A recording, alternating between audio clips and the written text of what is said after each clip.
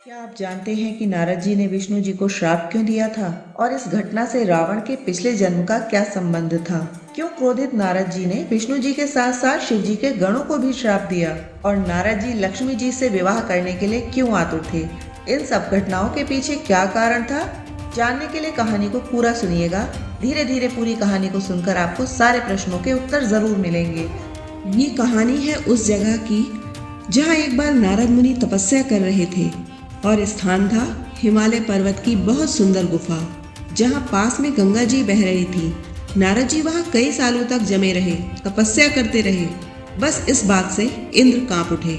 उनको लगा अब ये नारद मुनि मेरा स्वर्ग मांग लेंगे और मेरा राज्य छिन जाएगा। यही सोचकर उनके दिमाग में एक आइडिया आया और उन्होंने कामदेव को बुलाया। उनकी बहुत तारीफ की और बोले, कामदेव, तुम मेरे बड़े भाई हो, तुम मेरे लिए बहुत कुछ कर सकते हो। और कामदेव की खूब तारीफों के पुल बांधे। कामदेव अपने बारे में ऐसी बातें सुनकर ना सिर्फ खुश हुए, बल्कि उन्होंने बसंत को साथ लेकर नारद मुनि का तप भंग करने की ठान ली। लेकिन ना तो वसंत की सुंदरता नारद जी को डिगा पाई और न ही काम की भावना। उन दोनों की किसी बात का, किसी खूबसूरती का नारद जी पर कोई भी असर नहीं हुआ। वे वैसे ही तपस्या में लीन रहे। कारण क्या था ये भी सुन लीजिए। जिस जगह पर बैठकर नारद जी तपस्या कर रहे थे, एक बार उसी जगह पर शिव जी ने गुस्से में काम को भस्म किया था। तब काम ने सोचा, यहाँ तो नारद जी टस से मस नहीं हो रहे हैं, कहीं ये भी शिव जी की तरह मुझे गुस्से में भस्म न कर दे। वो भागे भागे इंद्र के पास आए। इंद्र से मिलकर उन्होंने नारद जी की खूब बड़ाई की। अब समय आया जब नारद जी बहुत काल तक तप करते रहे और काम को जीतने से उनके अंदर अहंकार आ गया कि मैंने तो काम पर विजय प्राप्त कर ली है। ये तो सिर्फ शिव जी के ही बस की बात थी। खुशी के मारे दौड़े दौड़े शिव जी के पास अभिमान से आकर सारी बातें बता दी। जो कुछ हुआ, शिव जी ने नारद जी का अहंकार भांप कर कहा, तुमने मुझसे तो कह दिया, पर अब ये बात विष्णु जी को मत कहना, मगर अहंकार और क्रोध में व्यक्ति की बुद्धि भ्रष्ट हो जाती है। नारद जी कहाँ मानने वाले थे। भागे भागे पहुंचे ब्रह्मा जी के पास और जाकर बोले, मैंने काम पर विजय प्राप्त कर ली है। मगर ब्रह्मा जी बहुत ज्ञानी थे, समझ गए और बोले, शंकर जी की कृपा है, मुझसे कह दिया, अब किसी से मत कहना। बस ब्रह्मा जी का इतना कहना था कि नारद जी के पेट में बात नहीं पची और विष्णु भगवान के सामने जाकर फिर यही बात दोहराने लगे। अब विष्णु जी ने नारद जी की खूब सेवा सत्कार किया, बड़ी तारीफों के पुल बांधे। बोले, अरे नारद जी, आप तो धन्य हैं, महान हैं। मोह और काम तो कमजोर व्यक्तियों को विचलित करते हैं। आप तो ज्ञानी और श्रेष्ठ हैं, आप तो बहुत बुद्धिमान हैं। नारद जी अपनी तारीफें सुनकर बहुत खुश हुए और विष्णु जी को प्रणाम करके अपने घर चले आए। अब वही हुआ जो होना था। शिव जी ने माया रची थी कि नारद किसी को कुछ ना बताएं और नारद ने उनकी एक मानी नहीं। बस नारद जी निकले थे कि विष्णु जी ने एक मायावी सुंदर नगर उनके रास्ते में बना दिया। एक ऐसा सुंदर नगर और राजमहल जो विष्णु लोक से भी ज्यादा सुंदर था और ज्यादा भव्य।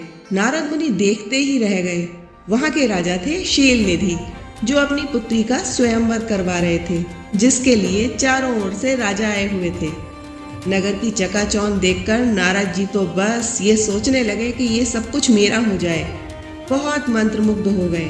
काम का अद्भुत संचार उनके अंदर होने लगा। राजा के द्वार पर पहुंचे।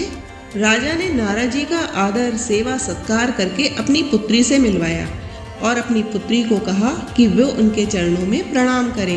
राजा की पुत्री को देखकर नारद जी ने परिचय पूछा। राजा ने कहा, यह मेरी पुत्री है, इसका स्वयंवर है। लक्ष्मी की शोभा वाली उस राजकुमारी को देख के नारद जी से रहा ही नहीं गया। वे वहां से चल दिए। अब उनके मन में बार बार यही विचार आए कि इतने राजा महाराजाओं के बीच राजकुमारी मुझे कैसे चुनेगी। बस ये सोचकर वो दौड़े दौड़े विष्णु जी के पास गए और काम से प्रेरित होकर उनसे उनका सुंदर रूप मांगने लगे, ताकि विष्णु जी का सुंदर रूप देखकर वह राजकुमारी नारद जी को जयमाल डाल दे। विष्णु जी की सारी माया थी, तो विष्णु जी बोले कि मैं आपका वैसे ही कार्य करूंगा जैसे वैद्य रोगी का। और उनके शब्दों का सही अर्थ नारद जी समझ नहीं पाए और चल दिए राजा के महल की ओर। विष्णु जी अंतर्धान हो गए। मुनि ने समझा हरि ने मुझ पर कृपा की है। वे स्वयंवर में पहुंचे। राजकुमारी ने जैसे दूसरे राजाओं को देखा और आगे बढ़ी, फिर नारद जी के पास आई उनसे जरा देर पहले दो ब्राह्मण नारद जी के पास आकर उनकी हंसी उड़ा गए थे। नारद जी तब भी नहीं समझ पाए। जब राजकुमारी उन्हें देखकर रुकी तो नारद जी का पूरा रूप तो विष्णु जी का था, जिसे देखकर नारद जी सोच रहे थे कि ये मुझे ही चुनेगी, पर उनका मुख बंदर की तरह हो गया था, जिसका आभास नारद जी को था ही नहीं। राजकुमारी उन्हें देखकर आगे बढ़ गई। इसी समय राजा के रूप में विष्णु जी आए। उन्हें देखते ही उस कन्या की खुशी का ठिकाना न रहा। उसने जयमाल डाली और विष्णु जी राजा के रूप में लक्ष्मी जी को लेकर अंतर्धान हो गए। अब तो नारद जी के गुस्से का और निराशा की कोई सीमा नहीं रही। उसी समय वो ब्राह्मण जिन्होंने नारद जी की हंसी उड़ाई थी, नारद जी के पास आकर बोले, अपना मुंह देखा है, बंदर जैसा है। जब मुनि ने पानी में अपना मुंह देखा कि बंदर जैसा हूँ, उन्होंने उन दोनों ब्राह्मणों को श्राप दिया कि अब तुम दोनों राक्षस बनोगे। अब नारद मुनि विष्णु जी पर क्रोध करते उनके पास गए और विष्णु जी को छली धोखेबाज कहने लगे, खूब खरी खोटी सुनाने लगे। बोले, तुम मायावी हो, तुम मुझसे जलते हो, तुमने मोहिनी रूप धारण करके छल किया है। असुरों को भी तुमने अमृत न पिलाकर मदिरा पिला दी थी। महादेव जी अगर दया करके विष नहीं पीते तो आज सब नष्ट हो गया होता। विष्णु तुम बहुत कपटी हो। फिर गुस्से के अंत की जब सीमा नहीं रही तो उनको श्राप दे डाला कि अब तुम अपने किए का फल भोगोगे। तुमने मुझे स्त्री के लिए व्याकुल किया, तुम भी स्त्री से अलग होने का दुख पाओगे। मनुष्य होकर स्त्री वियोग में तुम भी तड़पोगे और जिस बंदर का सा मुंह तुमने मेरा कर दिया ना, उन्हीं बंदरों की सहायता तुमको लेनी होगी। विष्णु जी ने शिव जी की माया की प्रशंसा की और खुशी खुशी श्राप को ग्रहण कर लिया। इतना हुआ ही था कि शंकर जी ने अपनी माया को खींच लिया और नारद जी होश में आ गए। पहले की तरह बुद्धिमान हो गए। अपने शब्दों और व्यवहार की उन्होंने बहुत माफी मांगी। अहंकार नहीं करना चाहिए और सबसे बड़ी बात, शिव जी की बात जो नारद जी ने नहीं मानी थी उसका फल उनको भुगतना पड़ा, जिस कारण विष्णु जी को भी श्राप मिला। और हाँ, स्वयंवर से पहले जो दो गण ब्राह्मणों के रूप में नारद जी की हंसी मजाक उड़ा रहे थे, वही गण जब उनको श्राप मिला राक्षस बनने का, तो वो अगले जन्म में जाकर रावण और कुंभकर्ण बने थे और विष्णु जी मनुष्य योनि में राम बनकर सीता के वियोग को सहे थे। तो इस तरह से शिव जी की बात को न मानना नारद जी को बहुत भारी पड़ा था। अगर कहानी पसंद आई है तो लाइक शेयर जरूर करिएगा।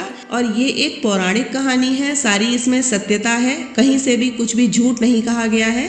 इसी तरह की ज्ञानवर्धक कहानियों को सुनने के लिए आप चैनल को सब्सक्राइब कर सकते हैं। कहानी पसंद आई है तो लाइक शेयर कर देना और चैनल को सब्सक्राइब कर लेना। जल्दी ही मिलते हैं एक नई कहानी के साथ, तब तक बने रहिए चैनल के साथ। नमस्कार। अगर कथा से संबंधित आप लोगों के कोई प्रश्न है तो कमेंट सेक्शन में ज़रूर पूछिएगा। और बहुत अच्छी अच्छी कहानियाँ इस चैनल पर आने वाली हैं, इसलिए चैनल को सब्सक्राइब कर लेना, वीडियो को लाइक और शेयर ज़रूर करिएगा।